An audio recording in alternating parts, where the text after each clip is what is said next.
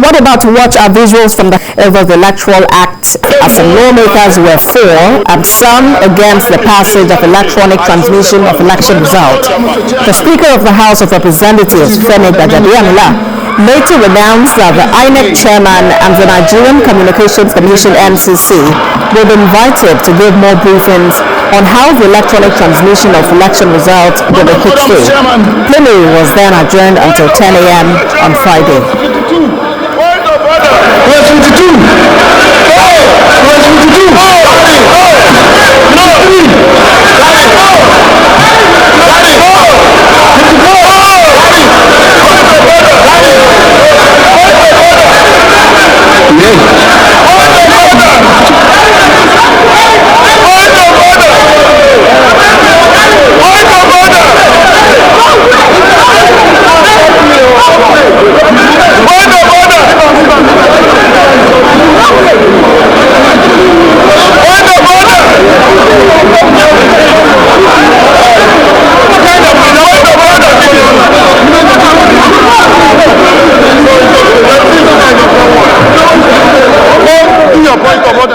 Joining us from Abuja to speak on the chaos which erupted at the Green Chambers is the spokesman of the House, Benjamin Kalu. Thank you for joining us on TVC News at 7.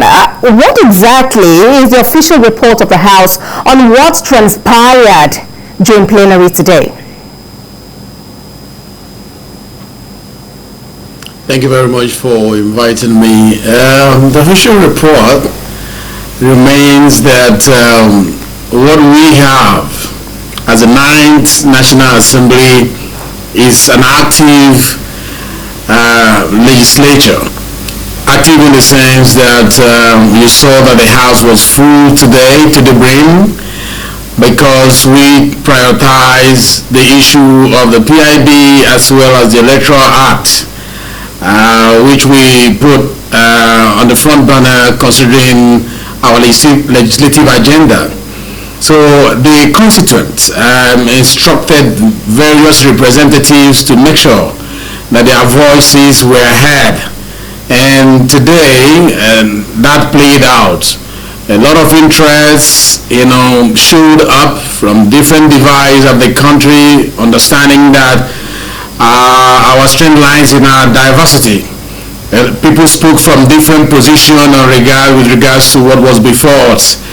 On the PIB, we could not entertain the laying of the conference report on the PIB because of the information that filtered into the ears of the members about the 3% and the 5%. And in the wisdom of the leadership of the House, they decided to step it down. So the chairman of the conference committee, the chief whip of the House, raised a motion to step it down, and the House so obliged. Right. Then this was after we discussed during our executive section. Then when we went into committee of the whole for the consideration of report laid by the electoral, by the committee on INEC about the amendment of the Electoral Act. It went from clause 1 to about clause 52 before a lot of issues came up. There were a few amendments between clause 1 and that 52, but the one that took off the roof of the House was on electronic transmission of result, whether or not there should be electronic voting and transmission of result. The House was divided on this. Some wanted electronic transmission, and a few wanted a combination of electronic transmission and manual transmission. Right. We could not resolve that despite all amendments to that particular proposed amendment via motions with regards to particular clause.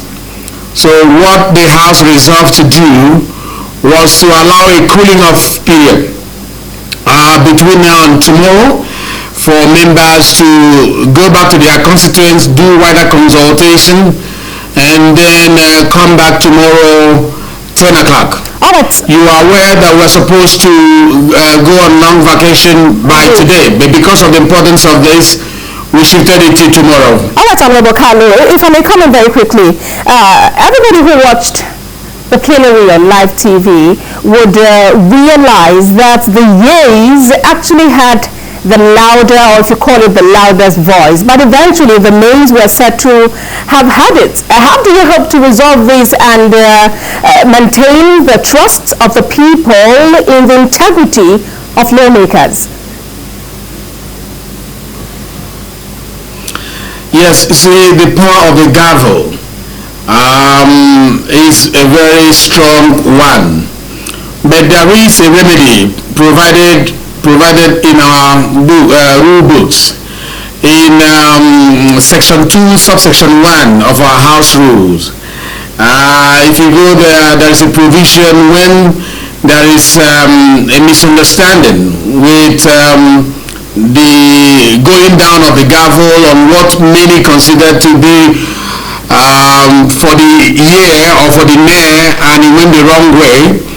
There is always a provision that says the house should go into a division so that we do direct voting. I'm sure that was what aggravated most people who felt we were supposed to import the provisions of 2 sub 1 as well as I think as well as 7 as well. We will be looking at that when we reconvene if we go into such quagmire on Friday.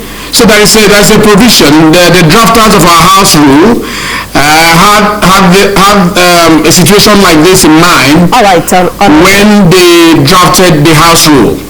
All right, Honorable Kalu, let's look at another part of this. Some time ago, you mentioned specifically the availability of an electronic voting platform on the floor of the House of Representatives, where people would actually not even need to do the yea or the nay, where they could just click on a computer, a system right in front of them, and their vote would be counted.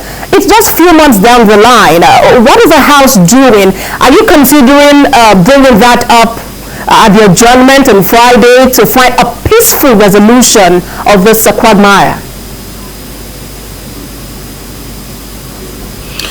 Yes, you know, we installed we started the e-parliament as one of the objectives of these 9 parliaments, and we have installed the devices in our chamber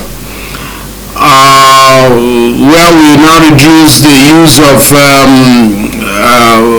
paperwork, for our documentation. So currently we have other paper and other document coming, in front of us in e-version. But the issue of voting has not been regularized by the technicians. The technicians who are supposed to finalize on that, we are hoping that during this long vacation they'll be able to sort it out.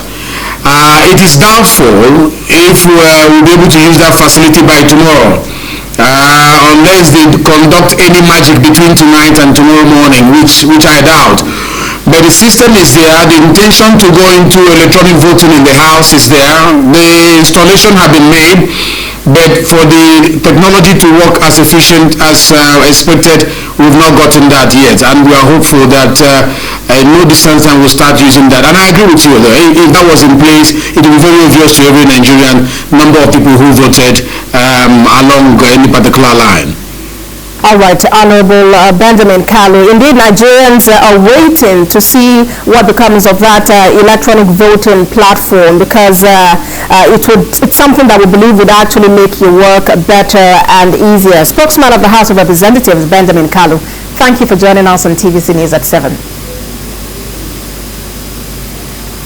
Thank you very much for inviting me. Thank you.